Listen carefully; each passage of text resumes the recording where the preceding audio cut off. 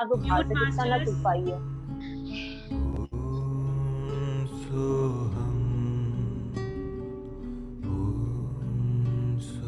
आराम से सुखासन में बैठ जाएं।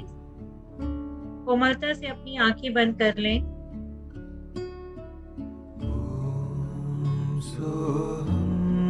हाथों की उंगलियों को क्रॉस कर लें।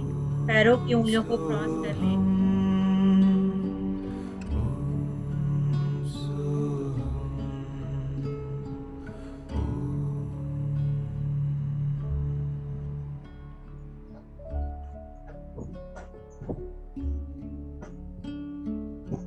एक गहरी लंबी सांस लें। धीरे से मुंह के द्वारा शरीर को ढीला छोड़ते हुए श्वास बाहर निकाल दें।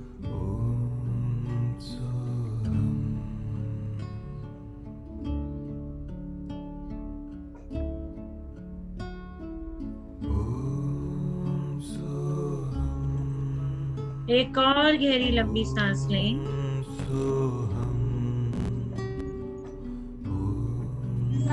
ऑब्जर्व करें आपकी श्वास नाभि तक गहरी जा रही है।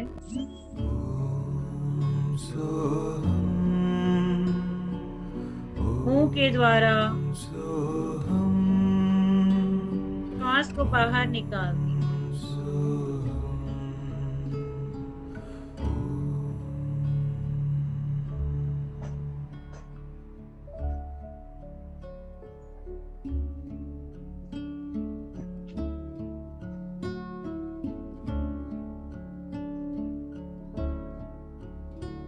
पूरे शरीर को रिलैक्स कर दें।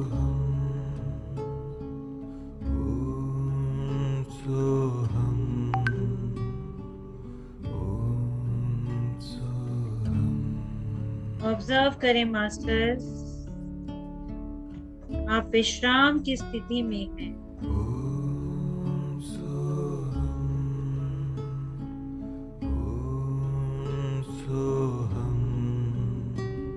आपका मन शांत हो रहा है। एक गहरी शांति, परम आनंद का हो रहा है।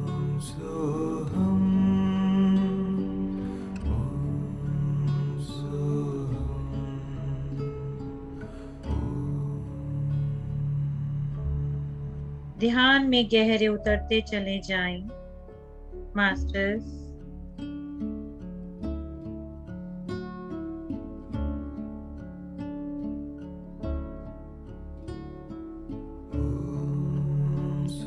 लुइस सेले कहती हैं, अगर आपके जीवन में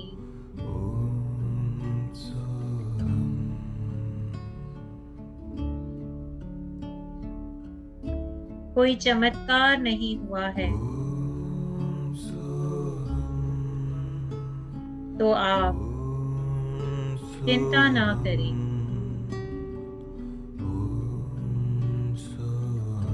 आप खुद को प्यार करना सीखें।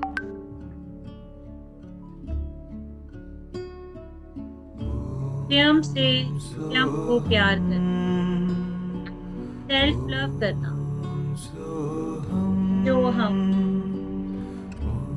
भूल चुके हैं।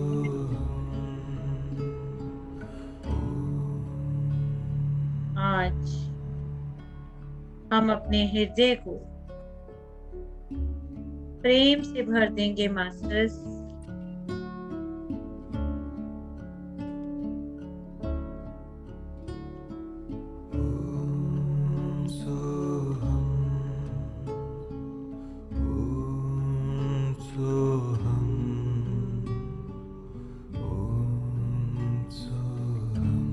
जल्द ही आप देखेंगे कि आपके जीवन में मिरेकल्स हो रहे हैं।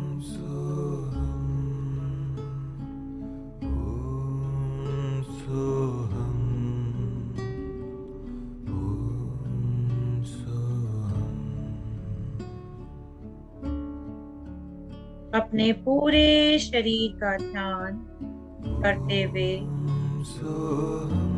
सिर से पांव तक अपने शरीर के एक एक कण को,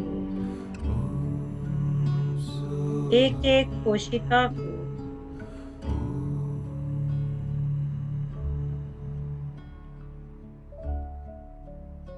ध्यान से देखें। आपकी नकारात्मक ऊर्जा का प्रवाह बाहर की ओर हो रहा है और प्रत्येक कोशिका मुस्कुरा रही है सकारात्मक ऊर्जा के साथ।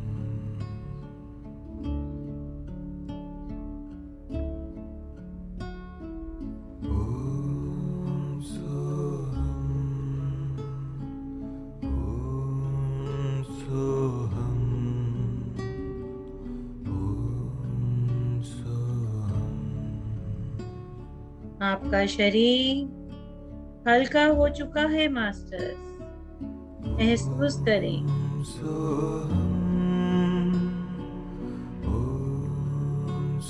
आपका मन शांत हो चुका है।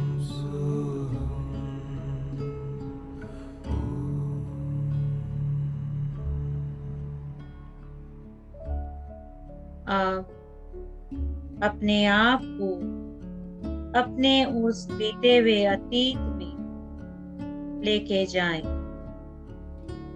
जब आपने स्वयं से स्वयं को प्रेम किया।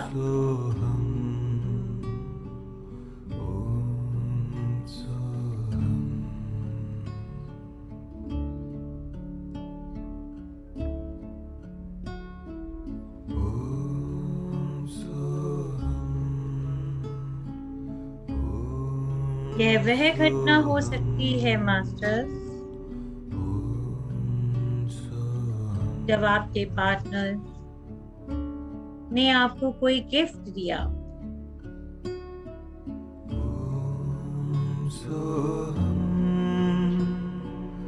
या आपकी माँ ने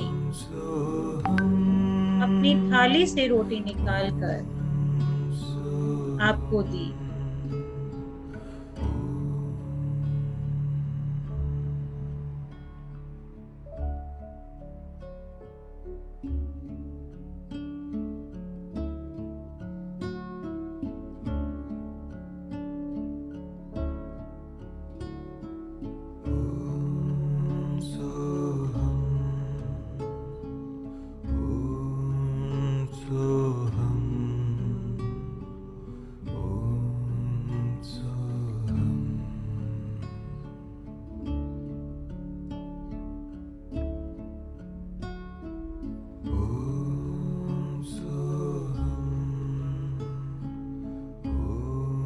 या फिर आपके भाई बहनों में से किसी ने अपने हिस्से की चॉकलेट आपको दी। ये कुछ भी हसीन पल हो सकते हैं।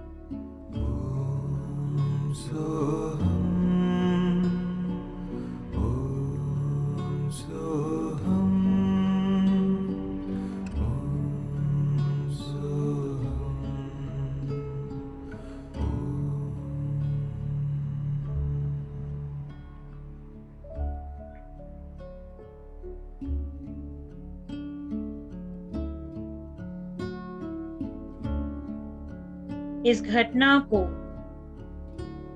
अपने मानस पटल पर स्पष्ट रूप से देखने की कोशिश करें मास्टर्स। जैसे जैसे इसमें आप गहराई में जा रहे हैं, आप फिर से अपने अंदर प्रेम की असीम ऊर्जा को महसूस कर रहे हैं।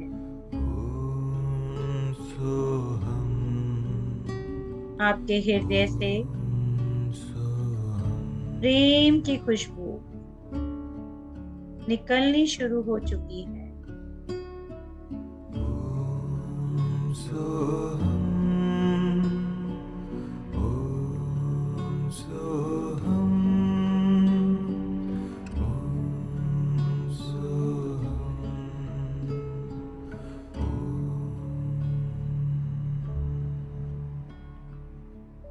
आपका पूरा शरीर प्रेम से सरोवर हो चुका है।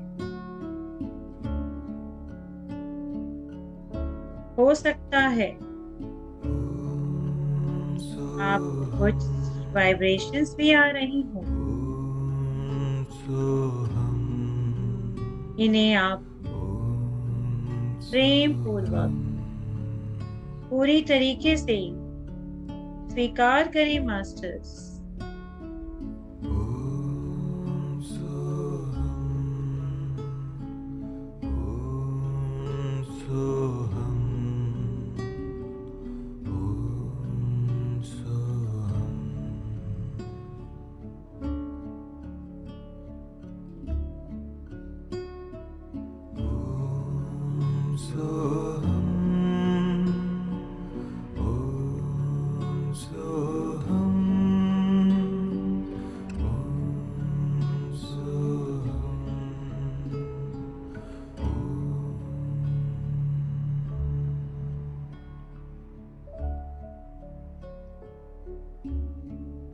आपके अनाहत चक्र यानी कि हार्ट चक्र से प्रेम की लहर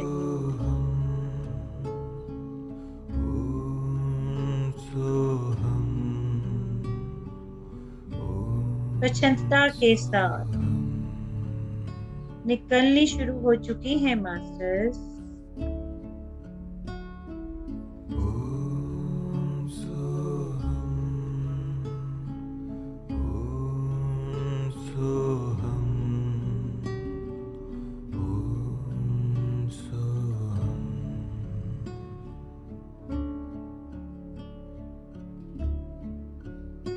आपके पूरे शरीर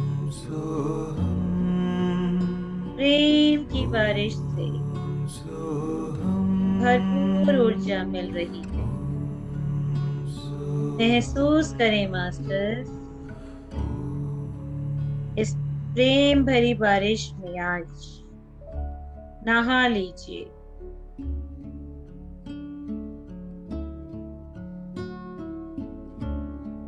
दिल खोल कर नहा लीजिए।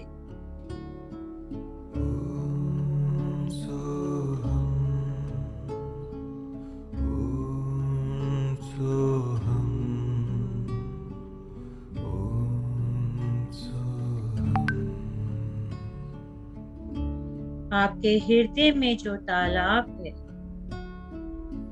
जो सरोवर है, वो प्रेम से भर गया है। ऑब्जर्व कीजिए मास्टर्स,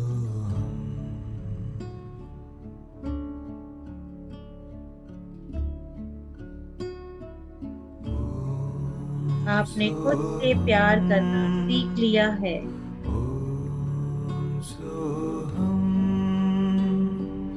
आप प्यार भरी ऊर्जा से भरते जा रहे हैं।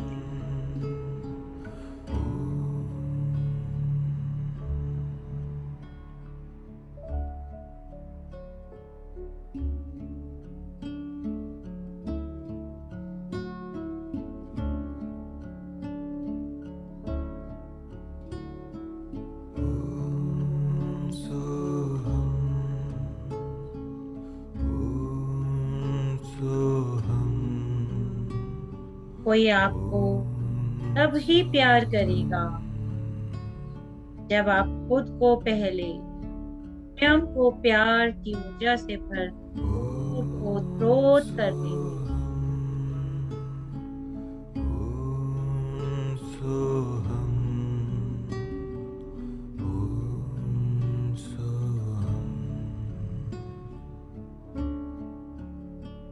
अपनी चेतना के आनंद को महसूस कीजिए मास्टर।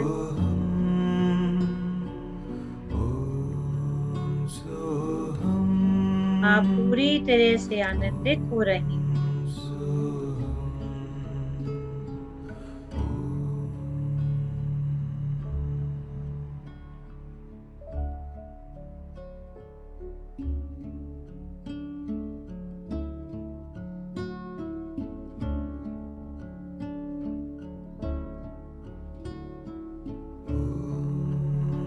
साक्षी भाव के साथ अपनी आती जाती सांसों को महसूस कीजिए मास्टर्स।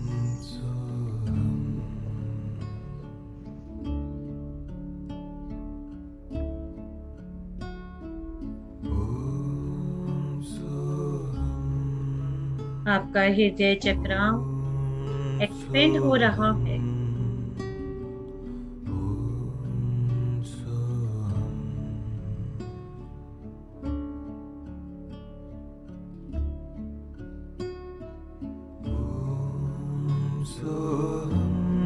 इतनी हाई वाइब्रेशंस आपके हृदय चक्र में आ रही है। इमेजिन कीजिए मास्टर्स,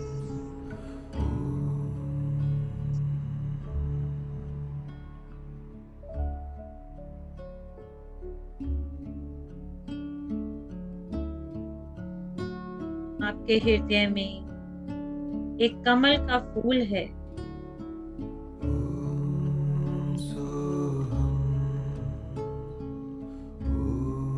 यह कोई साधारण लोटस नहीं है, यह तो प्रेम की ऊर्जा का लोटस है।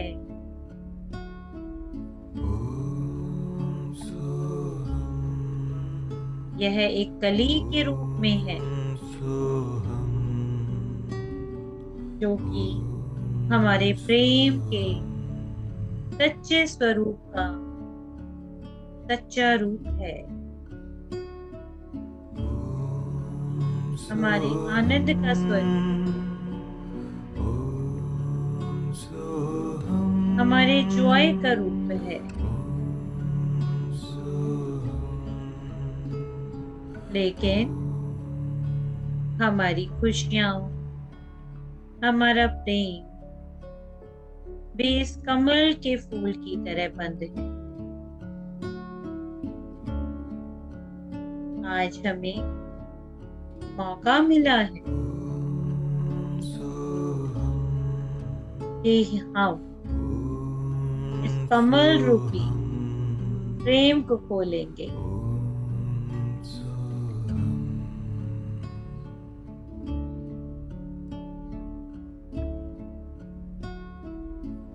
और अपने इस सच्चे स्वरूप प्रेम से, आनंद से अवगत होंगे।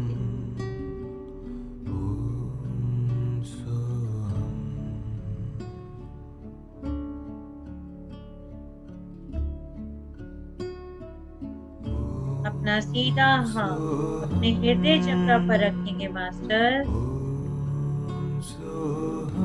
इसकी वाइब्रेशंस को महसूस करेंगे, इस आनंद को, इस परम आनंद को, इस प्रेम को, इस शक्ति को। देखिए, ये कमल का फूल धीरे धीरे खिलने लगा है।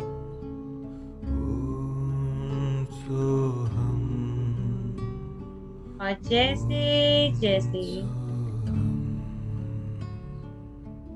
इसकी पंखुड़ी खिल रही है,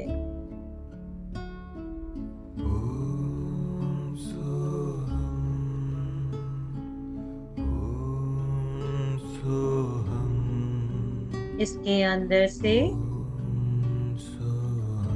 प्यार की लहरें निकलनी शुरू हो चुकी हैं, वननेस की लहरें।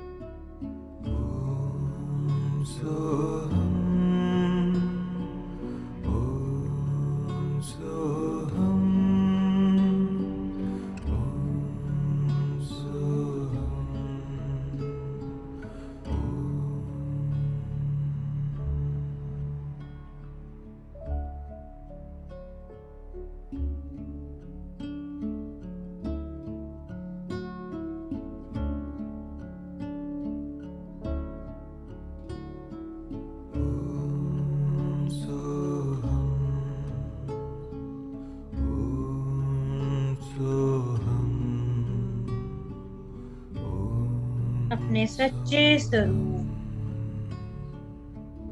प्रेम रूपी स्वरूप के हमें दर्शन हो रहे हैं। ऑब्जर्व कीजिए कि कमल का फूल खिलना शुरू हो गया है। जैसे जैसे हम अपने अंदर प्रेम को, आनंद को, शक्ति को समेटे हुए महसूस कर रहे हैं, वैसे वैसे ये कमल का फूल खिलता जा रहा है।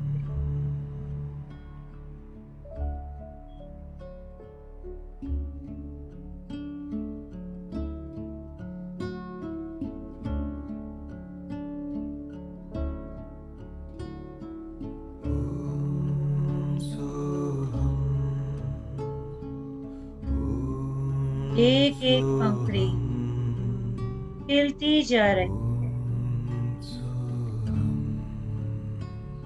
प्यार की लहरें हवा में चारों ओर अपनी खुशबू बिखेर रही हैं।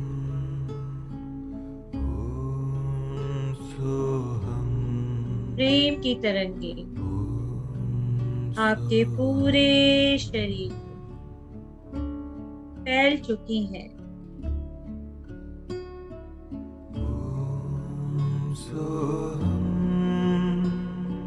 ठीक उसी प्रकार जिस प्रकार से साफ बाल्टी की पानी में रंग का एक कण रख दें तो जैसे जैसे रंग पूरे पानी में फैल जाता है, उसी प्रकार प्रेम की यह ऊर्जा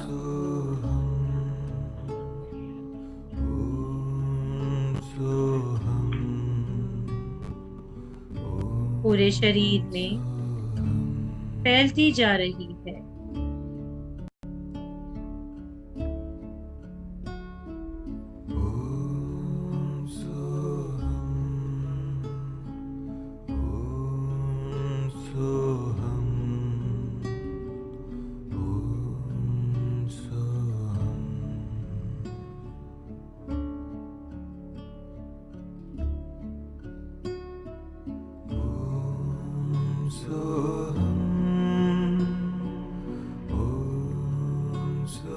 अब मैं 1 से 7 तक गिनूंगी मास्टर्स,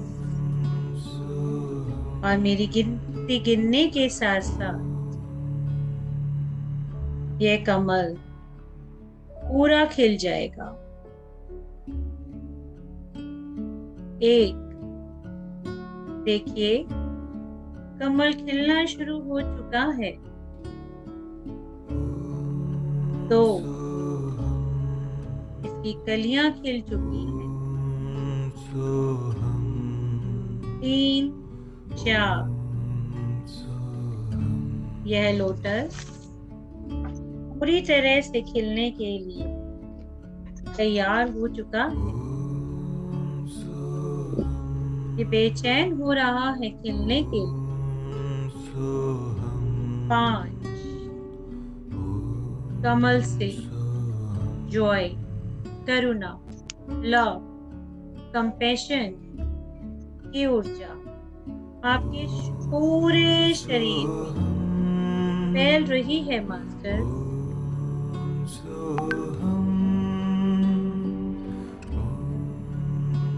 6, करीब करीब पूरी तरह से कमल खिल चुका है। लो पूरा अंदर तक और फिर धीरे धीरे निकालो।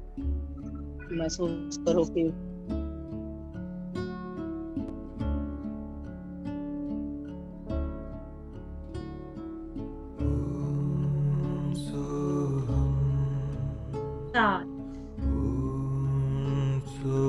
यह लोटस पूर्ण रूप से खिल चुका है मास्टर, और इसके साथ साथ आप आनंद में डूब चुके हैं। गहराई से महसूस करें इस प्यार भरी ऊर्जा को, इस प्रेम भरी ऊर्जा को मास्टर्स।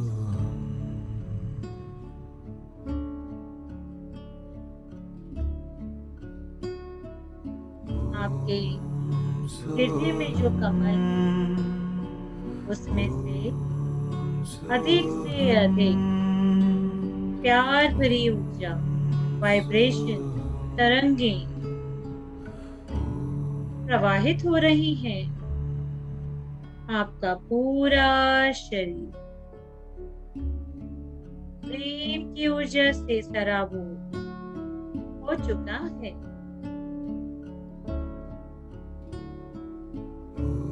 आपके चेहरे पर कमल की भांति मुस्कुराहट आ रही है। आपका चेहरा कमल की भांति खिल चुका है।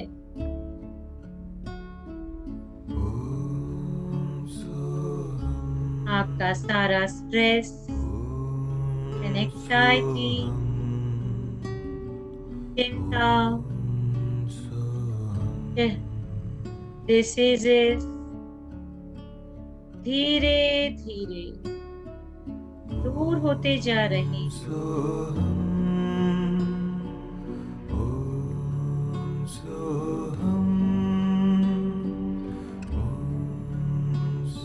क्योंकि अब आपके अंदर प्रेम की ऊर्जा का प्रवाह हो चुका है।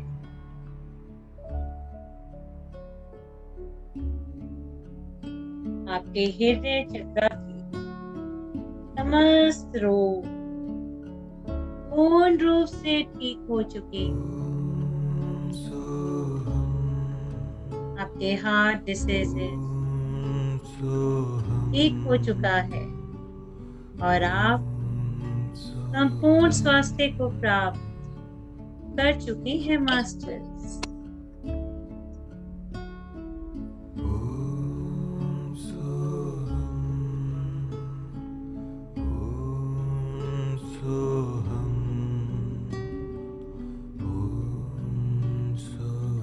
इस ब्लिसफुल स्टेट को एंजॉय कीजिए masters.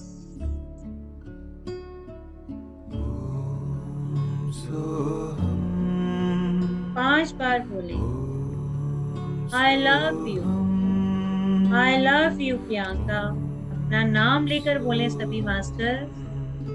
I love you, I really love you, I love you a lot Priyanka, I love you very. अपने मन में मेरे पीछे पीछे दोहराए master. I love you Priyanka, I really love you, I love you a lot, I love you very much.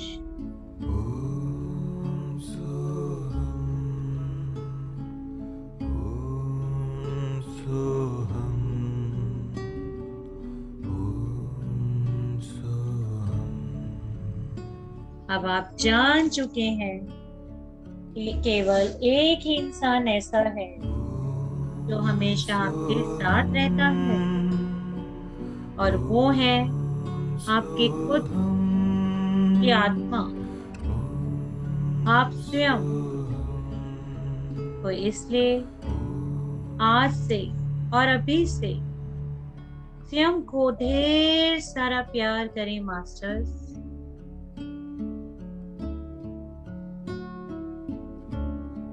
जिस प्रकार एक माँ अपने बच्चे को गोद में उठा के बहुत सारा लाड़ और प्यार करती है, आज अपने आप को, अपने सोल को ढेर सारा प्यार दें।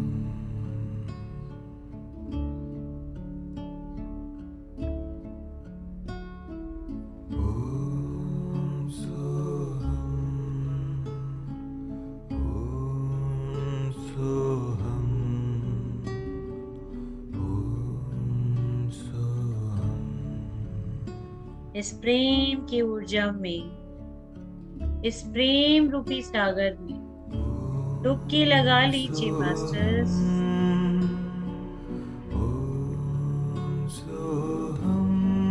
आपके शरीर का एक एक अंग मुस्कुरा रहा है। आपके चेहरे पर स्माइल आ चुकी है। आपकी मांसपेशियां भी मुस्कुरा रही हैं।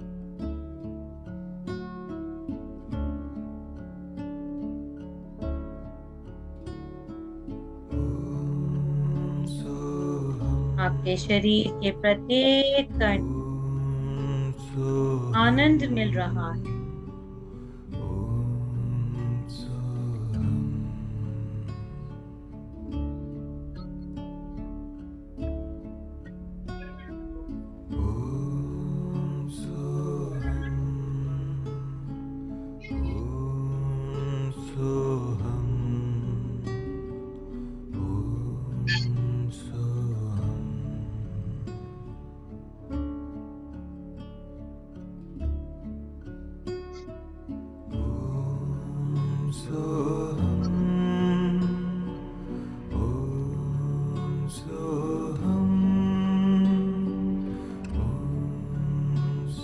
इस भगवत प्रेम में परम शक्ति है मास्टर्स।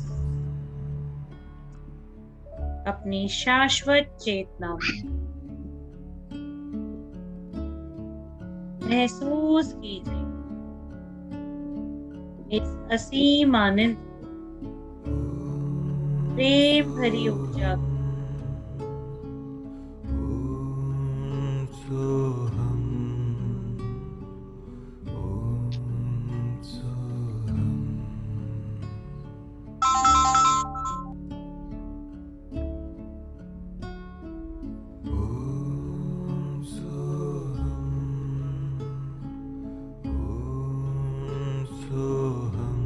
आज हम ने स्वयं से स्वयं को प्यार करना सीखा मास्टर्स।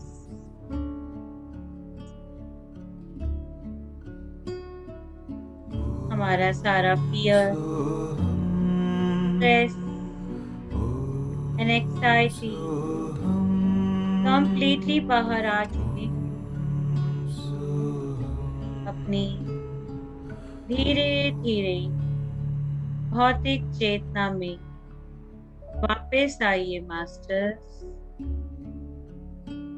अपने वातावरण के प्रति सजग होने का प्रयास करें। धीरे धीरे मास्टर्स।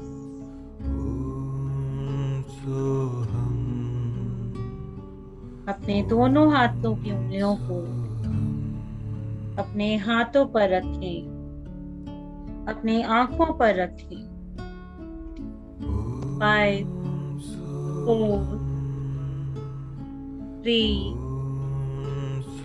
2, 1, 0। हंसते हुए, मुस्कुराते हुए, अपने दोनों हाथ आंखों पर से हटाते हुए अपनी आंखें खोलिए मास्टर्स और क्लैपिंग करिए। आप सभी का स्वागत है इस प्रेम भरी ऊर्जा में, नए संसार में।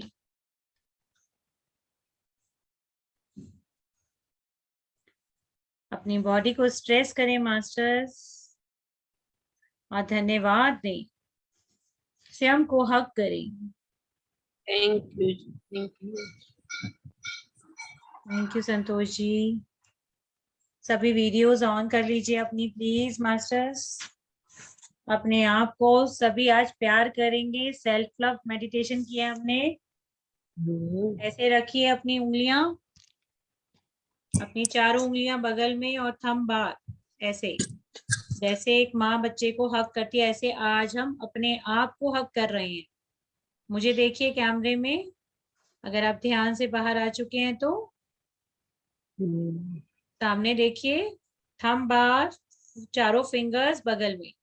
ये अपने आप को हक करने की विधि है। इस तरीके से हक किया जाता है और सब हक करेंगे, अपने आप को चूमेंगे और अपना अपना नाम लेके बोलेंगे, आई लव यू प्रियंका। प्यार कीजिए अपने आप को सभी मास्टर्स, और प्लीज वीडियो ऑन कीजिए। I love you Priyanka, I love you Priyanka. सभी बोलेंगे अपना अपना नाम, अपने आप से प्यार कीजिए। I love you, Santosh. I love you, my dear. Exercise बहुत जरूरी है मास्टर्स, डेली करनी है। मिरर के आगे बैठकर आप रोज कीजिए। अपने आप को निहारिए, अपने आप को सेल्फ लव दीजिए और शाबाशी दीजिए। कोई भी अचीवमेंट आप करते हैं तो अपने आप को उसके लिए शाबाश, अपनी पीठ को खुद ही थपथपाइए कि शाबाश, तुमने बहुत अच्छा काम किया है। इस शरीर से पूरा दिन 24 घंटे हम कितना काम लेते हैं, तो इसको शाबाशी देनी भी बहुत जरूरी है। ठीक है masters? Yes.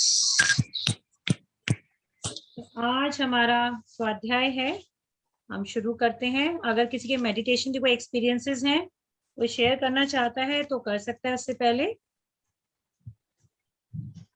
anybody wants to share anything, you are most welcome. You can unmute masters and share. पहले तो वीडियो ऑन कर लीजिए प्लीज। ये काली काली स्क्रीन देखकर मुझे भी मजा नहीं आएगा स्वाध्याय करने में। रंग बिरंगी खिड़कियां खोलेंगे तो एनर्जी एक्सचेंज करेंगे हम लोग आपस में एक दूसरे के साथ। जैसे आपको अच्छा लग रहा है मुझे देखकर, मुझे भी अच्छा लगता है आपको देखकर। वंदन to Santosh ji, thank you so much.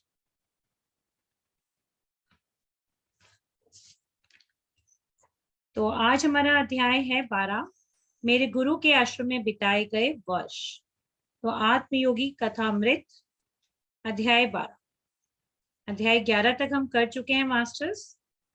तो अध्याय 12 में योगानंद जी बताते हैं, जिनका बचपन का नाम मुकुंद था, कि कलकत्ता के निकट श्री रामपुर में उनके गुरु युक्तेश्वर जी का आश्रम था, जहां पर वो पहुंचते हैं। और वहां पहुंचने के बाद वो अपने गुरु को प्रणाम करते हैं और अपने गुरु को कहते हैं कि मैं अपने जीवन का भार अपनी इच्छा से आपको सौंपता हूँ, समर्पित करता हूँ। तो वो अपना पूर्ण समर्पण भाव ईश्वर को देते हैं। तो संपूर्ण समर्पण, यहाँ हमें क्या सीखने को मिल रहा है? संपूर्ण समर्पण हमें ईश्वर को, अपने गुरु के प्रति हमें संपूर्ण समर्पण देना चाहिए। जब हम पूर्ण रूप से समर्पित हो जाते हैं तो हमें ईश्वर सत्य ही मिल जाते हैं।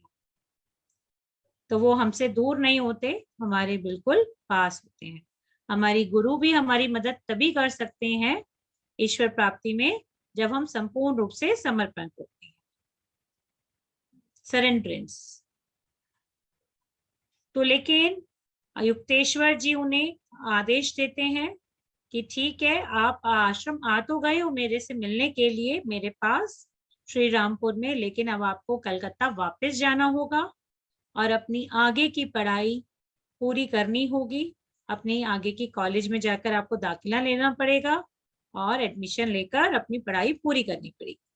क्योंकि जिस प्रकार से युक्तेश्वर गिरी जी थर्ड आई मास्टर थे, तो उन्होंने उनको बताया कि मैं देख रहा हूं आपके माथे पर, मुझे साफ नजर आ रहा है कि आप विदेश जाएंगे भविष्य में और वहां पर प्रवास करेंगे। और विदेश में जो लोग हिंदू गुरु से, वो लोग हिंदू गुरु से दीक्षा लेने में बहुत ज्यादा इंटरेस्टेड रहते हैं, लेकिन उसके लिए आपके पास विश्वविद्यालय की डिग्री होना अति आवश्यक है। तो अपनी उस डिग्री को लीजिए, अपनी पढ़ाई को पूरा कीजिए। हाँ, जब भी आपका मन करे तो आप, कलकत्ता यहाँ से ज्यादा दूर नहीं है, आप मेरे पास आ सकते हैं मिलने के लिए। तो गुरु योगानंदा जी सोचते हैं, अभी तो मैंने सोचा था पढ़ाई से पीछा छूट गया, लेकिन ये क्या, फिर से मुझे पढ़ाई के लिए करने के लिए भेजा जा रहा है। तो ठीक है, अब क्या कर सकते थे, उनको तो जाना ही पड़ेगा, गुरु, क्योंकि गुरु का आदेश है। तो गुरु के आदेश की अवहेलना वो नहीं कर सकते थे। तो वो वापस कलकत्ता जाते हैं और अपने पिता को बताते हैं कि उनके गुरु ने आदेश दिया है कि उन्हें वो आश्रम तो आ सकते हैं उनसे मिलने के लिए, लेकिन उन्हें अपनी जाके विश्वविद्यालय में एडमिशन लेना पड़ेगा और आगे की पढ़ाई करनी पड़ेगी।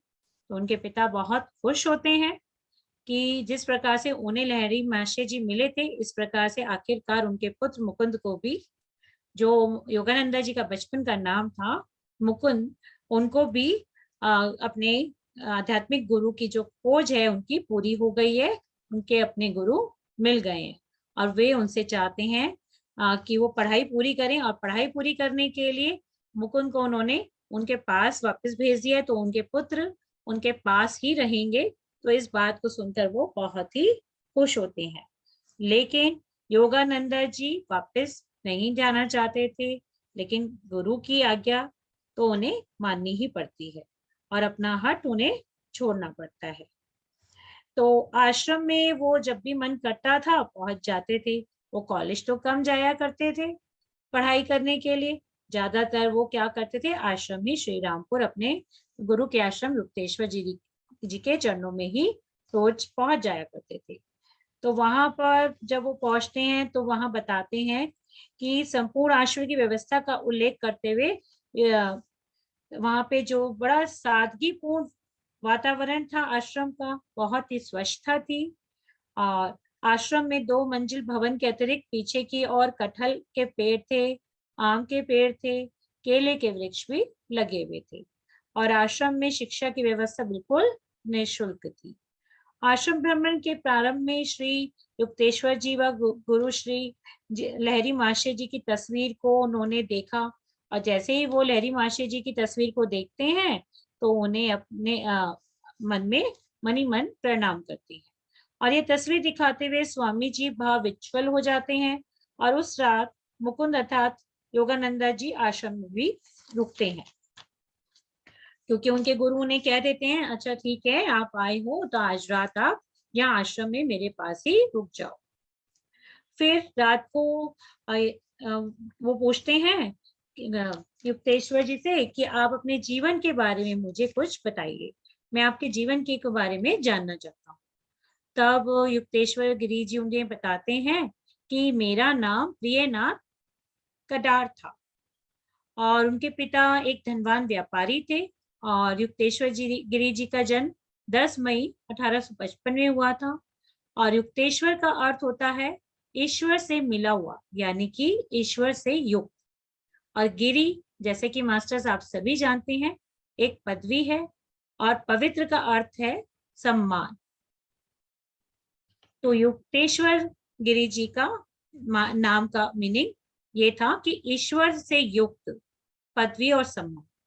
तो प्रियनाथ जी जो उनका बचपन का नाम था, स्कूली शिक्षा में उनकी बिल्कुल भी रुचि नहीं थी और जल्द ही उन्होंने गृहस्थ धर्म स्वीकार कर लिया था और पत्नी के देहांत के बाद उन्होंने पुत्री का भी विवाह कर दिया था और उसके बाद उन्हें अपने प्रौढ़ावस्था में लहरी महर्षि जी से उनकी मुलाकात होती है और उनसे वो अपने उनकी जो है ध्यान साधना की शुरुआत होती है और उन्हें दीक्षा मिलती है और स्वामी परंपरा के अंतर्गत उन्होंने संन्यास को वो ग्रहण कर लेते हैं।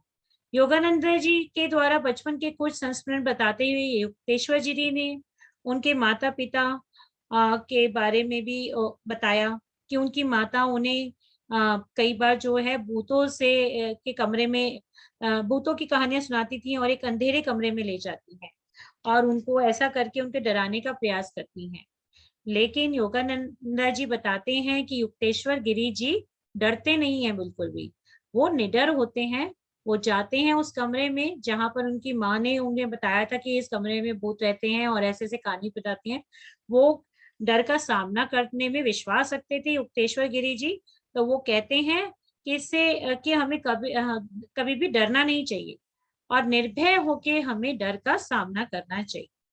और जब हम निर्भय होकर डर का सामना करते हैं तो हमें डर जो है सताना समाप्त कर देता है।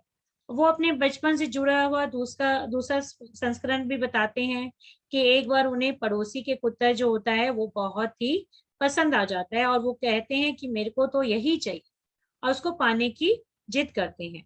तो जब वो उसको पाने की जिद करते हैं तो उनके परिवार वाले उनको बहुत समझाते भी हैं कि नहीं, वो तो पड़ोसी का कुत्ता है, ऐसे हम तुम्हें कैसे ला के दे सकते हैं। लेकिन युक्तेश्वर गिरी जी नहीं मानते हैं, उनको तो बस उसको पाने की ही इच्छा थी। तो यहाँ पर वो उनके घर वाले उनको कहते हैं, तुम जैसे हम बच्चों को कहते हैं, कई बार बच्चे नाजायज जिद करते हैं, अच्छा चलो तुम टॉफी चॉकलेट ले लो, ये ले लो, वो ले लो, लेकिन बच्चे नहीं मानते, उनको तो जो चाहिए वही चाहिए। तो यहाँ पर वही चीज बताई गई है कि युक्तेश्वर गिरी जी बचपन में कितने, मतलब वही बचपने वाली जिद थी कि मुझे तो यही चाहिए, तो यही चाहिए। तो वो क्या शिक्षा देते हैं कि मोह माया का जो जाल होता है वो मनुष्य को किसी प्रकार के प्रलोभनों में फंसने नहीं देता है। तो उसे तो जो चाहिए होता है केवल वही चाहिए। इसी प्रकार एक तीसरा प्रसंग वो बताते हैं अपने बचपन का, कि बचपन में उनकी माता उनको कहती थी, उनको नौकरी करना नहीं पसंद था, और वो कहती थी कि जो लोग नौकरी करते हैं ना, वो दूसरों के नौकर ही होते हैं। तो इस तरह की बातें उन्होंने युक्तेश्वर गिरी जी के दिमाग में भर दी थी। तो युक्तेश्वर गिरी जी भी जब बड़े होते हैं तो वो भी नौकरी नहीं करना चाहते हैं, और अपने परिवार का भरण पोषण बड़ी मुश्किल से करते हैं, क्योंकि ज्यादा तो उनके पास भी संपत्ति नहीं थी, ना ही पैसा था जो वो अपना खुद का बिजनेस कर सके। तो उनके अपने परिवार के भरण पोषण करने में बहुत कठिनाई आती है, जबकि उनके दिमाग में उनकी माता ने भरा हुआ होता है कि जो नौकरी करते हैं और वो तो दूसरों का नौकर ही बन के रह जाते हैं, इसलिए वो नौकरी नहीं करना चाहते होते थे। तो इससे यहाँ पर योगानंदा जी हमें बताते हैं कि युक्तेश्वर गिरी जी योगानंदा जी को बताना चाह रहे थे, शिक्षा देते हैं कि कभी भी बच्चों को हमें नकारात्मक विचार उनके मन में नहीं डालने चाहिए। हमें सदा सकारात्मक विचारों से ही बच्चों के मन को ओतप्रोत करना चाहिए, ताकि क्योंकि ये बड़े होने के बाद भी बच्चों के दिमाग में व्यवस्थित हो जाते हैं ये विचार हमेशा के लिए। तो इसलिए हमें हमेशा ही सकारात्मक शब्दों का ही प्रयोग करना चाहिए। तो इस प्रकार से वो अपने बचपन की 3 प्रसंग बताते हैं, और उनसे मिली हुई शिक्षा जो हमें लेनी चाहिए उसके बारे में भी हमारा ध्यान योगानंदा जी उस तरफ लेके जाते हैं। तो उसके बाद योगानंदा जी को जब उस रात बहुत अच्छी मधुर और गहरी नींद आती है, और प्रातः काल युक्तेश्वर जी उनको क्रिया योग की दीक्षा देते हैं। हालांकि वो क्रिया योग की दीक्षा पहले भी 2 गुरुओं से ले चुके थे, लेकिन जब वो अपने गुरु, आध्यात्मिक गुरु युक्तेश्वर गिरी जी से क्रिया योग की शिक्षा लेते हैं, और युक्तेश्वर गिरी जी उन्हें स्पर्श करते हैं, तो उनके स्पर्श मात्र से ही, केवल उनके स्पर्श से ही मास्टर योगानंदा जी को ऐसा अनुभव होता है कि मानो करोड़ों सूर्य एक साथ दीप्तिमान हो गए उनके अंदर, और उनकी आत्मा को एक अनंत प्राप्ति, उन्नत स्थिति की प्राप्ति होती है, और वे अपनी आनंद से भाव विभोर हो जाते हैं। तो दूसरे दिन सायंकाल में योगानंदा जी अत्यंत ही हर्ष के साथ अपने घर की ओर वापस प्रस्थान करते हैं। घर पहुंचकर उनको आश्चर्य होता है कि उनको कोई कटाक्ष जो है अपने परिवार वालों से, अपने मित्रों से सुनने को नहीं मिलते हैं, क्योंकि गुरु की कृपा थी उनके ऊपर। और वह अपनी अटारी पर पहुंच जाते हैं, जहां पर उन्होंने बहुत ही ज्यादा ध्यान साधना की होती है, और वहां पर वो बैठते हैं और बड़े ही प्रेम से उस स्थान को देखते हैं। तो योगानंदा जी के पिताजी, जैसे कि मैंने आपको बताया, वो बड़े खुश होते हैं कि उनके जो पुत्र हैं वापस आ गए उनके पास, और अब वो यूनिवर्सिटी में अपनी आगे एडमिशन लेंगे और अपनी पढ़ाई पूरी करेंगे। जिस प्रकार उन्हें लहरी महाशय जी का सांगत्य मिला था, इसी प्रकार अब उनके पुत्र की भी आध्यात्मिक गुरु की खोज जो है वो पूरी हो चुकी है, और उनके गुरु भी यही चाहते हैं कि वो अपनी पढ़ाई आगे पूरी करें। तो योगानंदा जी बुझे मन से कॉलेज जाया करते थे, और ज्यादातर वो अपने गुरु के परिवेश में ही जाया करते थे उनके पास, ताकि वो उनसे दीक्षा प्राप्त कर सके, और उनके साथ ज्यादा से ज्यादा अपना समय बिताना चाहते थे। तो स्वामी जी युक्तेश्वर जी की दिनचर्या के विषय में बताते हुए गुरु जी उल्लेख करते हैं कि वे सोते जागते उठते बैठते कभी भी समाधिस्थ हो जाया करते थे। जब वो लेटे हुए होते थे युक्तेश्वर गिरी जी, तब भी वो समाधि में चले जाते थे, और जब वो बैठते थे तो भी किसी भी समय वो समाधि में चले जाते थे। तो युक्तेश्वर जी संन्यास के बाद पूर्णतः शाकाहारी और अल्पाहारी हो गए थे, और संन्यास जब तक उन्होंने नहीं लिया था उससे पहले वो मांसाहारी थे। और आश्रम में ज्यादातर दाल चावल सब्जी तरकारी फल और संतरा कटहल का रस आदि बनता था, तो जो युक्तेश्वर गिरी जी को बहुत ही अति प्रिय था। और स्वामी जी ना तो कभी अकेले भोजन किया करते थे और ना ही आश्रम से किसी को भोजन किए बिना जाने देते थे। तो रात्रि के समय अक्सर बहुत से लोग उनके आश्रम में होते ही थे, तो वो सभी को भोजन करा के अपने यहाँ से एक अतिथि की तरह ही उनका पूरा आदर सम्मान करते थे। युक्तेश्वर गिरी जी की ये क्वालिटीज थी, और उन्हें भोजन कराए बिना कभी भी जाने नहीं देते। कहते हैं ना, अतिथि देवो भव, अतिथि जो है हमारा देवता समान होता है, तो उसका हमें आदर पूर्वक सत्कार करना चाहिए। तो इसी प्रकार युक्तेश्वर गिरी जी में भी ये क्वालिटीज थी। वो उनका पूर्ण रूप से स्वागत करते थे, आदर सम्मान करते थे, और प्रेम पूर्वक उन सभी से बातचीत करते थे, अपने शिष्यों के साथ संभाव रखते थे। परंतु उस समय आने पर उन्हें कभी कभी अपने शिष्यों के साथ कठोरता भी बरतनी पड़ती थी, क्योंकि शिष्यों को अगर सही मार्ग दिखाना है तो गुरु को कभी कभी कठोरता भी बरतनी पड़ती है। शाम के समय स्वामी जी प्रवचन किया करते थे, जिसको उपलक्ष्य रत्निका भंडार की संज्ञा योगानंदा जी ने दी है। स्वामी जी एक अलौकिक व विलक्षण वक्ता थे।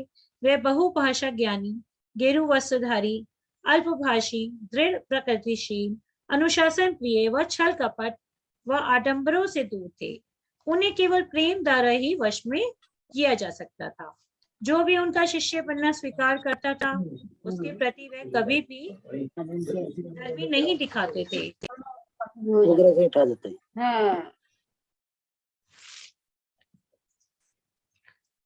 तो आश्रम में तत्व ज्ञान की चर्चा में पूरी रात कट जाया करती थी। इसी तरह से जब भी कोई भी शिष्य उनसे चर्चा करना चाहते था, तो वो बैठ जाते थे तभी और उनसे चर्चा करते थे, और अपनी थकान और नींद सब कुछ भूल जाते थे और ज्ञान चर्चा में लग जाते थे। तो ये युक्तेश्वर गिरी जी की क्वालिटीज थी। तो भोर हो जाने पर सब वो नदी के किनारे घूमने चले जाया करते थे। इसी प्रकार रात्रिकालीन सत्रों का अंत होता। वहां पर योगानंद जी अपने गुरु के साथ प्रातः भ्रमण की स्मृतियों का उल्लेख करते हुए आनंदित हो रहे थे। एक वो अपने प्रसंग बताते हैं योगानंद जी कि आश्रम में एक बार क्या होता है, जब योगानंद जी रुकते हैं रात को, तो वहां पर बहुत ज्यादा मच्छर हो रहे होते हैं। तो योगानंदा जी तो मच्छरों से बहुत ज्यादा परेशान हो जाते हैं। तो और युक्तेश्वर गिरी जी तो बॉडी कॉन्शियसनेस में होते नहीं है, वो तो सोल कॉन्शियसनेस में थे। वह और योगानंदा जी उस समय बॉडी कॉन्शियसनेस में थे। जब हम बॉडी कॉन्शियसनेस में होते हैं मास्टर्स, तो हमें मच्छरों के काटने का पता चलता है, और जब हम सोल की कॉन्शियसनेस में होते हैं तो हमें मच्छरों का पता भी नहीं चलता है। तो यही बात यहाँ पर युक्तेश्वर गिरी जी योगानंदा जी को सिखाना चाहते थे। तो इसलिए जब उन्होंने योगानंदा जी को देखा कि मच्छर उन्हें परेशान कर रहे हैं, तो वो उनको कह देते हैं, अच्छा जाओ तुम 2 मच्छरदानी कल जाके खरीद लाना, एक अपने लिए और एक मेरे लिए। अगर तुम एक लाओगे तो वो तुम अपने लिए यूज कर लोगे, तो मच्छर अपना आतंक सारा मेरे ऊपर फैला देंगे और मैं परेशान हो जाऊंगा, तो तुम 2 ले आना। तो वो अगले दिन योगानंद जी बड़े खुश होते हैं, वो जाके 2 मच्छरदानियां ले आते हैं। लेकिन होता क्या है मास्टर्स, जब तक गुरु का आदेश नहीं होता है तब तक शिष्य वो मच्छरदानी नहीं लगा सकता है। तो योगानंदा जी इंतजार करते रहते थे कि गुरु जी आदेश दें और वो मच्छरदानी लगा लें। तो अक्सर युक्तेश्वर गिरी जी को तो कोई फर्क ही नहीं पड़ता था मच्छरों से, तो वो बहुधा भूल ही जाते थे कि मच्छरदानी लगाने का आदेश देना भूल जाते थे। तो योगानंदा जी मच्छरों के साथ युद्ध लड़ते रहते थे, पूरी रात भर परेशान होते रहते थे। जब प्रसंग उनका चलता था तो भी परेशान होते रहते थे, और ध्यान साधना में भी नहीं बैठ पाते थे और उनको मच्छर परेशान करते रहते थे। तो उन्होंने एक दिन देखा कि यहाँ पे लेसन सीखा कि अरे गुरु जी को तो कोई फर्क पड़ता ही नहीं है, युक्तेश्वर गिरी जी को तो वो तो चुपचाप बैठे ध्यान साधना में मस्त हैं, कितने ही मच्छर उन्हें काटे जा रहे हैं, कुछ है। तो वहां पर युक्तेश्वर गिरी जी उन्हें बताते हैं कि जब हम ध्यान साधना में लीन हो जाते हैं, अपनी गहराई में चले जाते हैं, बाह्य संसार से जो आसक्ति है उसको छोड़ना होगा। जब हम बाह्य आसक्तियों को नहीं छोड़ते हैं तभी हमें मच्छरों के काटने का पता चलता है।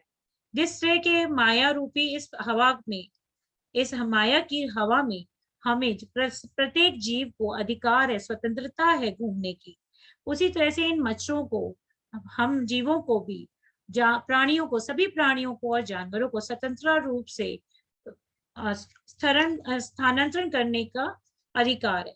तो मच्छर भी जहां चाहे वहां घूम सकता है। तो ये तो हमें अपने भीतर जाना है, हमारे हमारे अपनी चेतना के साथ हमें जुड़ना है, अपने अपनी आत्मा के साथ जुड़ना है। जब हम अपने भीतर जाएंगे, बाह्य जगत को ना देखकर अपने सूक्ष्म रूपी जगत को देखेंगे, उसमें और भीतर गहराई में जाते चले जाएंगे, तो हमें मच्छर के काटने का पता भी नहीं चलेगा। तो योगानंद जी ये लेसन अपने गुरु से यहाँ पर सीखते हैं। तो उसी रात क्या होता है वो देखते हैं कि स्वामी जी तो ध्यान अवस्था में बैठे हुए हैं, गुरु युक्तेश्वर गिरी जी, और उनको ऐसा लगता है कि वो सांस ही नहीं ले रहे हैं। वो तो बिल्कुल, उनका शरीर बिल्कुल निश्वास चल रहे हैं। तो वो उनको चेक करने के लिए एक शीशा लेकर उनकी नाक के नीचे लगाते हैं योगानंदा जी, और उस पर देखते हैं कोई भाप भी नहीं आती है शीशे के ऊपर। जब हम सांस बाहर छोड़ेंगे, गरम गरम सांस जब बाहर निकलेगी तो शीशे पर गरम गरम जब सांस बाहर जाएगी तो पानी की बूंदों के रूप में वो दिखाई देगी। तो वहां पर कोई भाप नहीं होती, कोई वाष्प की किरणें नहीं होती हैं शीशे के ऊपर। तो फिर वो समझते हैं कि अरे इन्होंने तो समाधि में ही अपने शरीर को छोड़ दिया है। तो वो उनकी नाक को भी पकड़ते हैं, नाक को भी दबा के देखते हैं पूरी तरह से, लेकिन कुछ नहीं होता है। तो योगानंद जी घबरा जाते हैं। वो सोचते हैं अब तो मुझे सबको बुलाना ही पड़ेगा, बताना ही पड़ेगा कि स्वामी जी तो नहीं रहे हैं। तो जैसे ही वो दरवाजे तक पहुंचते हैं तभी गुरुजी अपनी आंखें खोलते हैं और उनको आवाज देते हैं कि योगानंदा ये सब क्या हो रहा है, तुम मेरी समाधि में, यौगिक समाधि में इंटरफेयर कर रहे हो। मैं तो समाधि में बैठा हूँ और तुम समझ रहे हो, मेरा मेरा एग्जाम ले रहे हो, मेरा एक्सपेरिमेंट करके देख रहे हो, एक साइंटिस्ट पैदा हो गया है? शीशा लगा के चेक कर रहे हो। तो उनको बंद आंखों से भी, वो उनकी आंखें बंद थी जबकि वो समाधि में बैठे थे। तो इससे हमें क्या पता चलता है, जब हम अपने सूक्ष्म जगत में अपने भीतर जाते हैं, जितना भीतर हम गहरा जाते जाते हैं तो उतना ज्यादा हमारी जो थर्ड आई है पावर्स हैं वो एक्टिवेट होने लगती हैं। तो उन्हें बंद आंखों से भी युक्तेश्वर गिरी जी को दिख रहा था योगानंदा जी क्या कर रहे हैं, उनके साथ भी क्या कर रहे हैं और उनके मन में क्या चल रहा है और वो क्या सोच रहे हैं। तो हमारी जो जितनी भी पावर्स होती हैं ये सब बढ़ जाती हैं, हमारी शक्तियां बढ़ जाती हैं। तो स्वामी श्री युक्तेश्वर जी जो है गुरु जी के अत्यंत कृशकाय शरीर को प्राणशक्ति द्वारा स्वास्थ्य लाभ और बल वृद्धि देने का उल्लेख भी यहाँ पर आता है। स्वामी जी ने अपनी दैवीय शक्ति के द्वारा अनेक गंभीर रोग ठीक किए थे लोगों के, जैसे कि भयंकर बीमारियां, टीबी, मधुमेह और पक्षपात जैसे रोग भी उन्होंने ठीक कर दिए थे। तो यह सिद्धि उन्हें अपने गुरु श्री लहरी महाशय जी के द्वारा मिली थी और लहरी महाशय जी ने उनको अवचेतन मस्तिष्क की संभावनाओं तथा सकारात्मक विचारों की शक्ति का बोध कराकर गंभीर बीमारी से ठीक किया था। तो योगानंदा जी स्वामी जी के अनुशासन के विषय में उल्लेख करते हैं और कहते हैं कि स्वामी जी अद्वितीय प्रवचन करते थे, परंतु शिष्य का ध्यान थोड़ा भी विचलित होने पर वह अपना प्रवचन देना बंद कर देते थे, क्योंकि वो कहते थे अपना पूरी सरेंडरेंस के साथ पूरे एम्प्टी कप होके यहाँ पर बैठिए। अगर आपके पास कुछ ज्ञान है तो उसको निकाल कर खाली करके यहाँ पर बैठ जाइए, क्योंकि जब आप पहले ही भरे हुए होंगे तो आप ज्ञान क्या लेंगे। उसको खाली करके जब आप बैठेंगे तभी आप अपने कप को भर पाएंगे, नए ज्ञान के लिए उसको तभी तैयार कर पाएंगे जब आप अपना कप खाली रखेंगे। और जब तक आप उसको स्थिर होकर नहीं सुनेंगे प्रवचन को तो वो कप भरेगा भी नहीं। तो शिष्यों के मन में उठने वाले सूक्ष्म से सूक्ष्म विचारों की हलचल को भी वे पकड़ लेते थे। वे शिष्यों को निरंतर सावधान व जागरूक करते रहते थे और नियमित रूप से साधना पर बल देते थे। वे कहा करते थे कि माया का अंधकार धीरे धीरे चुपचाप हमारी ओर बढ़ रहा है, तो हमें अपने भीतर के घर में प्रवेश करना है, ज्यादा से ज्यादा ध्यान साधना करनी है, क्रिया योग का अभ्यास करना है, ताकि हम अपने अंतर्मन के साथ एकाग्र हो सकें। तो स्वामी जी सांत्वना देते हुए कहते हैं कि अतीत को भूल जाओ, सभी लोगों का बीता हुआ जीवन अनेक कलंकों से कलुषित होता है। मनुष्य के आचरण का तब तक कोई भरोसा नहीं होता है जब तक वह अधिष्ठा न हो जाता है। भविष्य में सब कुछ सुधर जाएगा यदि अभी से हम आध्यात्मिक प्रयास करने आरंभ कर देते हैं। हम आध्यात्मिक सेवा देनी शुरू कर देते हैं तो हमारे भविष्य में ऑटोमेटिकली सुधार आ जाएगा। हमें ए आता है तो हमें ए सिखाना चाहिए, बी आता है तो बी सिखाना चाहिए। आपको ध्यान के बारे में जितना पता है उतना आप अपने अड़ोसियों पड़ोसियों को, अपने परिवारजनों को, अपने मित्रों को, जिनसे भी पूरे दिन में आप मिलते हैं, काम पर करते हैं, वर्किंग है, वहां पर जाते हैं, वहां पे जो लोग भी आपको मिलते हैं उनको बताइए ध्यान के बारे में, बांटिए अपने ज्ञान को। तो जितना आप इसका प्रचार करेंगे, जितना बांटेंगे, उतना ही ज्यादा आपकी आध्यात्मिक उन्नति होगी और उतना ही ज्यादा आपका फ्यूचर भी ब्राइट होता चला जाएगा और आपका फ्यूचर जो है ऑटोमेटिकली मास्टर सुधर जाएगा। जिस प्रकार की हम यहाँ पर स्वाध्याय कर रहे हैं, तो ये ज्ञान लेकर भी आप बांट सकते हैं। इस ग्रुप के साथ भी आप और लोगों को जुड़वा सकते हैं। ये भी एक आध्यात्मिक सेवा ही है। आप किसी को मेडिटेशन नहीं करा सकते तो आप किसी ग्रुप के साथ, किसी भी ग्रुप के साथ, जरूरी नहीं है इसी ग्रुप के साथ, किसी भी ग्रुप के साथ उनको जुड़वा सकते हैं ताकि वहां पर वो मेडिटेशन करें। तो ये भी एक सेवा है। स्वामी जी के अनेकानेक शिष्य थे जो विविध प्रवृत्तियों से आते थे, जैसे कि दार्शनिक, अध्यापक, वकील, वैज्ञानिक और डॉक्टर। अपने डॉक्टर व वैज्ञानिक शिष्यों को वह शरीर विज्ञान से आगे जाकर आत्मविज्ञान पर अनुसंधान करने का सुझाव करते थे और उनके अनुसार मानव शरीर में भौतिक शरीर के साथ स्पिरिचुअल एंटोनमी है जिस पर अनुसंधान किए जाने चाहिए। वे पूरब के साथ साथ पश्चिम के प्रगतिशील तार्किक तौर तरीकों के प्रशंसक भी थे। वे चमत्कारों में भी विश्वास नहीं रखते थे। वे कहते थे कि ईश्वर नहीं चाहते कि कई रहस्य उजागर किए जाए। स्वामी जी कहते थे कि जब तक इस धरा की मुक्त हवा में श्वास ले रहे हो तब तक कृतज्ञता पूर्वक हमें सेवा देनी चाहिए। यानी कि हमें अपने भरपूर प्रयास करने चाहिए सेवा देने के लिए। हमें अपने सभी कर्तव्यों का परिपूर्ण रूप से परिचालन करना चाहिए। आश्रम में अनुशासन की तथा युक्तेश्वर जी के आडंबर रहित होने की पराकाष्ठा यह थी कि वह कह उठते कि आप लोगों को, अपने शिष्यों को वो यही बात कहते थे कि आपको अगर मेरी बातें अच्छी नहीं लगती हैं तो आप लोग यहाँ से आश्रम को छोड़कर जाने के लिए मुक्त हो। मेरी तरफ से आप सभी के लिए कोई बंधन नहीं है, आप जब कभी भी चाहें यहाँ से जा सकते हैं। तो वो उनकी उन्नति में कभी भी हस्तक्षेप नहीं करते थे और सदैव उनको आध्यात्मिक उन्नति की बातें ही बताते थे। उनकी यही रीत थी कि शिष्यों की साधारण नगण्य त्रुटियों को भी वो एक प्रकार की अर्थगंभीर गंभीरता के साथ बताते थे। एक बार जब योगानंदा जी के पिताजी आश्रम आए तो स्वामी जी ने योगानंदा जी के पिताजी को उनकी त्रुटियों के बारे में लंबा सा विवरण दे दिया कि उनके अंदर ये कमियां हैं। तो स्वामी जी के तो बाद में जब उनके योगानंदा जी के पिताजी चले गए तो योगानंदा जी ने युक्तेश्वर गिरी जी से पूछा कि भाई आपने ऐसा क्यों किया, मेरे पिता, जो भी मेरी त्रुटियां हैं आप मुझे बताइए, मेरे पिताजी के आगे आपने कंप्लेन क्यों करी। तो स्वामी जी उनके पूछने पर उनको अपनी भूल का एहसास होता है, वो अपनी भूल को स्वीकार करते हैं और वो योगानंदा जी से मनी मन क्षमा भी मांगते हैं। और तो यहाँ पर हमें मास्टर की ग्रेटनेस के बारे में पता चलता है कि वो कितने बड़े मास्टर थे, उसके बाद भी क्षमा मांगने में और अपनी भूल को स्वीकार करने में उन्होंने एक पल भी नहीं लगाया। भूल तो सभी से होती है, उनसे भी हुई, उन्होंने उसे स्वीकार किया। बल्कि और हम लोग क्या करते हैं, अपनी कमियों को छुपाने की कोशिश करते हैं, स्पेशली अपने जूनियर्स के आगे, अपने सबॉर्डिनेट्स के आगे। कभी भी हम अपनी कमियों को स्वीकार नहीं करते हैं और उन पे हम पर्दा डालते रहते हैं। लेकिन देखिए हमें यहाँ पर युक्तेश्वर गिरी जी, इतने बड़े मास्टर, उनसे क्या सीखने को मिला कि उन्होंने अपनी भूल को स्वीकार किया। तो हमें भी मास्टर्स, हमसे भी गलतियां होती हैं, तो हमें भी अपनी गलतियों को स्वीकार करते रहना चाहिए और सॉरी बोलते जाना चाहिए और ग्रेटिट्यूड भी देते जाना चाहिए। तो इसी के कारण वो पूजनीय भी बन गए सभी के।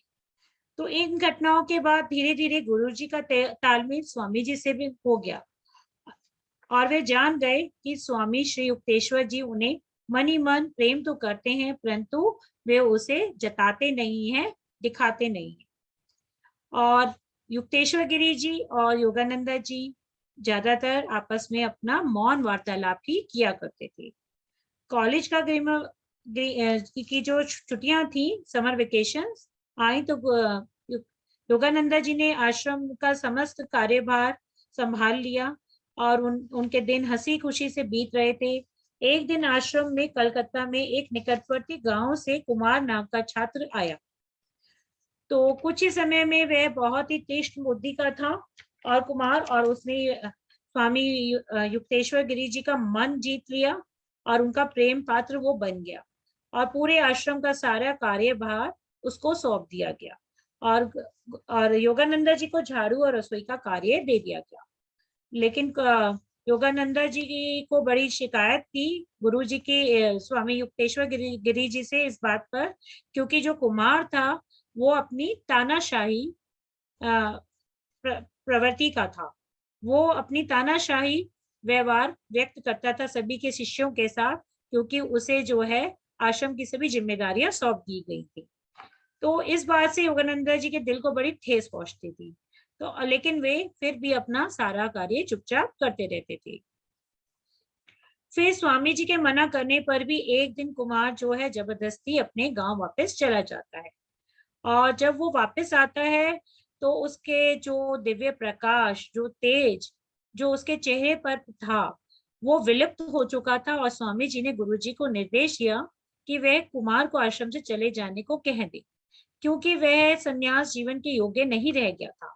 तो स्वामी जी ने कहा कि तीक्ष्ण बुद्धि दुधारी तलवार होती है, साथ ही सांसारिक प्रलोभन और इंद्रियों की धूर्तता फकीर के पौधे के समान होती है, जिसमें सुंदर गुलाब फूल व सुगंध होती है, पर वह विष से भरा होता है। एक बार की बात है, एक मजिस्ट्रेट आश्रम में आते हैं, परंतु स्वामी जी ना तो उनको कुर्सी पे बिठाते हैं और ना ही उनका स्वागत करने के लिए जाते हैं।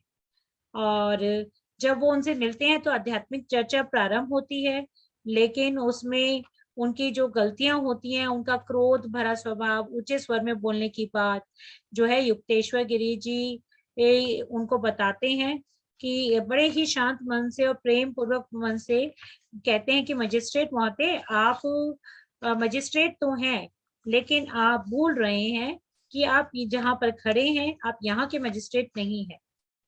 आपको अपनी गलती का एहसास होना चाहिए। आप इतने ऊंचे स्वर में बोल रहे हैं, आपको प्रेम पूर्वक निर्मल स्वरूप मन से बात करनी चाहिए।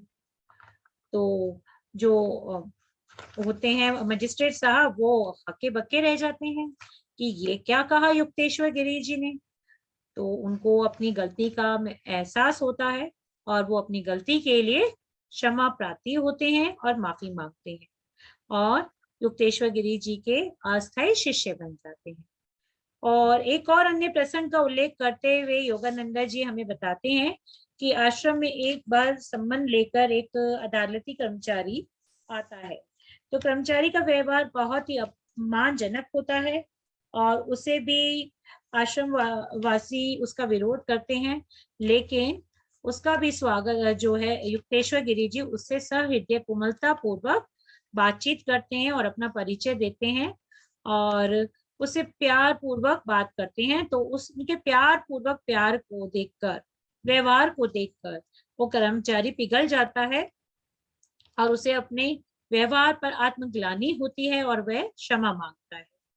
यह घटना स्वामी जी की महानता को दर्शाती है कि वो कितने महान प्रवृत्ति के थे कि सामने वाला आकर कितने भी क्रोध में उनसे बात करे, चाहे कितना भी क्रोध दिखाए, लेकिन वो अपने प्रेम को, जैसे कि आम का पेड़ होता है मित्रों, वो अपनी मिठास को कभी नहीं छोड़ता है।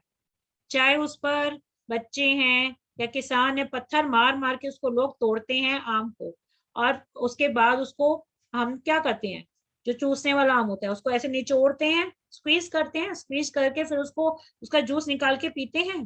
लेकिन क्या आम अपनी मिठास छोड़ देता है? नहीं ना। वो तो आम मीठा है तो वो अपनी मिठास ही देता है। इसी तरह से यहाँ पर हमें युक्तेश्वर गिरी जी के व्यवहार के बारे में पता चलता है। उनका स्वभाव कैसा था? बड़ा ही अत्यंत मधुर था और सभी के साथ कोमल हृदयवान था। ऐसा नहीं है कि खाली योगानंदा जी के साथ या अपने शिष्यों के साथ ही वो सुकोमल हृदय के थे। चाहे बाहर से भी कोई व्यक्ति आ रहा है और वो बहुत ही क्रोध में बोल रहा है, ऊंचे आवाज में बोल रहा है, लेकिन वो उससे भी प्रेम पूर्वक उसका दिल जीत लेते थे। उनके अंदर ऐसी कला थी। तो कहते हैं ना, ऐसी वाणी बोलिए सब सबका आपा खोए। तो मीठे बोल हमें बोलने। आप और किसी को कुछ दे नहीं सकते तो अपनी कम से कम मिश्री जैसी जवान तो दे दीजिए। इस अपनी आवाज में मिठास खोलकर मिश्री की वो दे दीजिए केवल, तो उसी से वो खुश हो जाएगा और आप उसका दिल जीत लेंगे। तो यहाँ पर युक्तेश्वर गिरी जी की ये क्वालिटीज के बारे में योगानंद जी हमारा ध्यान आकर्षित करते हैं। और युक्तेश्वर गिरी जी जब भी किसी के द्वारा अपनी निंदा सुनते थे तो अंदर ही अंदर विश्लेषण करते रहते थे कि उस दोषारोपण में सत्यता का कोई अंश तो नहीं है। उनका व्यक्तित्व विश्व विजेता योद्धा जितना तेजस्वी था, परंतु उस योद्धा शक्ति व तेज का उपयोग उन्होंने अपने आंतरिक दुर्गों को नष्ट करने में किया। उन दुर्गों को ध्वस्त करके उन्होंने मनुष्य जन्म की चरम स्थिति को पाया। उग्र इच्छा शक्ति वाले परंतु अंदर से शांत शीतल स्वामी जी के लिए यह पंक्तियां सटीक बैठती हैं। जहां दया का प्रश्न है वहां फूलों से भी कोमल, और जहां सिद्धांतों का प्रश्न है वहां वज्र से भी कठोर। तो ऐसे थे स्वामी गुरु युक्तेश्वर जी। तो योगानंदा जी के गुरु स्वामी युक्तेश्वर गिरी जी इस प्रकार के थे। तो ये योगानंदा जी इस अध्याय में हमें बताते हैं। तो इन्हीं शब्दों के साथ मित्रों मैं अपनी वाणी को विराम देती हूँ। इसकी जो लर्निंग्स हैं वो हमने बीच बीच में वैसे ही ले ली हैं। बाकी आप सभी के कोई प्रश्न हैं या आप लोग अपनी शेयरिंग देना चाहते हैं इनकी तो दे सकते हैं। क्या आपने शिक्षा ली? अब बारी आती है आपकी, आप बताइए। Can unmute masters.